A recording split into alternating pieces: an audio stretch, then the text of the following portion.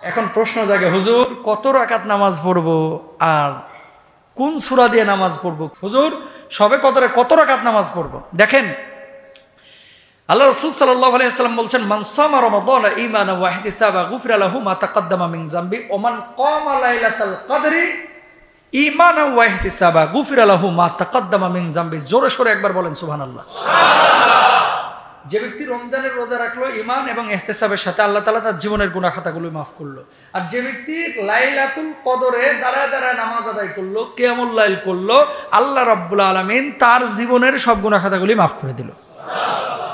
তাহলে হাদিসে আল্লাহর নবী বলছেন কি, যে ব্যক্তি কিয়াম করলো মানে দাঁড়ায় নামাজ আদায় করলো। এখানে একবারও কিন্তু আল্লাহর নবী বলে নাই যে 8 রাকাত পড়তে হবে না, 12 রাকাত পড়তে হবে না, 14 রাকাত পড়তে হবে না, 50 রাকাত পড়তে হবে না, 20 রাকাত পড়তে হবে। তাহলে বলবেন, হুজুর কত রাকাত পড়বো? যত রাকাত আপনি কুলাইতে পারেন। যদি 20 রাকাত হয় 20 রাকাত, 40 হলে 40 রাকাত, 10 হলে 10 রাকাত, 4 হলে 4 রাকাত।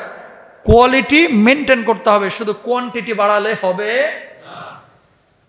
পড়লেন 50 রাকাত কিন্তু পড়ছেন খালি মুরগির মতো, ঠোকা মারছেন 5G গতিতে, এ নামাজ কবুল হবে?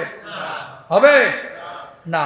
ধীর স্থির ভাবে, হুজুর লাইলাতুল কদরে আমরা সূরা কদর 3 বার করে কি পড়বো কিনা, এরকম কোনো হাদিস নাই। এই হাদিসটা হচ্ছে হাদিসে গ্রাম বাংলা। হাদিসে কি গ্রাম বাংলার কিছু ওই যে 12 চাঁদের ফজিলতের কিছু বই টই আমার মা বোনেরা পড়তো আগে, বুঝছেন? এটা দোষ নাই, এগুলোই তখন ছিল। এখন না হলে অনলাইনে কিতাবাদি চড়াইয়া পড়ছে। মা বোনেরা কি করতো, ওই যে যেরকম এক চাচি এসে বলতো, যারো মরিয়ম ভাবি, আমি না শুনছি ওখানে 3 বার করে ইখলাস করতে হবে, 3 বার করে কদর পড়তে হবে। মরিয়ম ভাবি শোনার পরে এবার আম্বিয়া ভাবি চিন্তা করতেছে, মরিয়ম ভাবি বলছে, তার মানে এটাই সঠিক, এটাই হাদিস হয়ে গেছে। এরকম আগে মনে করতো কিনা বলেন? কিন্তু এখন তো জানাটা সহজ, এরকম কোনো ম্যান্ডেটরি কোনো বিষয় নাই। একবার পড়লে পড়তে পারেন, কিন্তু প্রতি রাকাতে সূরা কদর পড়তে হবে এরকম কোনো দলিল। তাহলে হুজুর কোন সূরা পড়বো? ফাকরাউ মা তায়াসসারা মিনাল কুরআন। যেখানে আপনার সহজ, যেই সূরা আপনার ভালো লাগে সেই সহজ সূরা আপনি পড়বেন ইনশাআল্লাহ। বলেন আর কি করবেন? শবে কদরের রাতে আম্মা জানা আয়েশা সিদ্দিকা রাদিয়াল্লাহু তাআলা আনহা আল্লাহর নবীকে বললেন, ইয়া রাসূলুল্লাহ,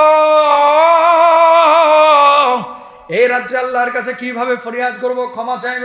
আল্লাহর নবী শিখিয়ে দিলেন, আল্লাহুম্মা ইন্নাকা আফুউন তুহিব্বুল আফওয়া ফাআফু আন্না।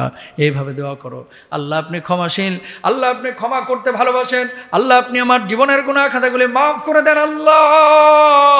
আল্লাহর কাছে যখন এইভাবে ক্ষমা চাইবেন, আল্লাহ রাব্বুল আলামিন আপনার দোয়া কবুল করবেন, তওবা ইস্তেগফার করবেন, আল্লাহ তাআলা আপনার জীবনের গুনাহ খাতাগুলি মাফ করে দিবেন।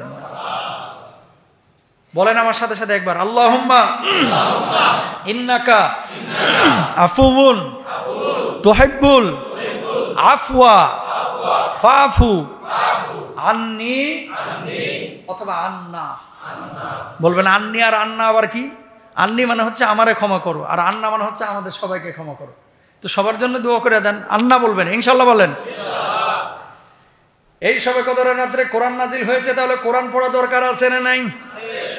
নামাজ পড়বেন, দোয়া করবেন, ক্ষমা চাইবেন, আবার কোরআনটা পড়বেন। পারলে বুঝে বুঝে পড়ার চেষ্টা করবেন। আর যদি বুঝতে না পারেন, বাংলাও না পারেন, অন্তত তেলাওয়াত করেন। তেলাওয়াত যদি করতে নাও পারেন, অন্তত শুনেন। যদি শুনতেও না পারেন, তাহলে অন্তত বাজায় রাখেন, শোনা কোরআনটারে হাতে রাখেন। শুনতেও যদি না পারেন, কোরআনটারে বুকে নিয়ে একটু আল্লাহর কাছে বলেন, আল্লাহ আহা এই কোরআনটা আমি পড়তে পারি না, আল্লাহ তুমি আমার পড়ার তৌফিক দিও, আল্লাহ তুমি আমার যোগ্যতা দিও। এইভাবে আল্লাহর কাছে ফরিয়াদ করেন। তাও পারতেছেন না, অন্তত কোরআনটারে খুলে পাতাগুলো উল্টান আর আক্ষেপ করেন, তাও আল্লাহ তাআলা জিকিরের সওয়াব দিবে ইনশাআল্লাহ। বলেন 3টা জিকির বেশি করবেন। কয়টা? সুবহানাল্লাহ, আলহামদুলিল্লাহ, লা ইলাহা ইল্লাল্লাহ। তারপরে বলবেন আল্লাহু লা ইলাহা ইল্লাল্লাহ, লা ইলাহা ইল্লাল্লাহ। এগুলো বেশি বেশি করবেন। সব আমল এগুলো করার পরে রাত্রিকালে কবরস্থানে যাইতে হবে, এটা জরুরি না শবে কদরে। অনেকে এটা আপনারা করেন, এটা জরুরি কিছু না, ম্যান্ডেটরি কোনো কিছু না, এটা জরুরি না। মৃত ব্যক্তিদের জন্য দোয়া করবেন, বাপ মার জন্য দোয়া করবেন। আর সকালবেলা এই যে আপনার 3টা পর্যন্ত জায়গাটাইগা যখন শরীরে তন্দ্রালু ভাব চলে আসছে, সাহারি খায়া তখন আস্তে করে ঘুমিয়ে যাবেন, ফজর না পড়ে। করা যাবে এরকম? দরকার হয় রাত্রিবেলা 1-2 ঘন্টা ঘুমান, তারপরও ফজর মিস করা যাবে না। ফজর মিস করলেন তো কত কি হারায় ফেললেন। আহা, এ কাজ করবেন ইনশাআল্লাহ। আল্লাহ তাআলা আমাদের সবাইকে বোঝার তৌফিক দান করুন।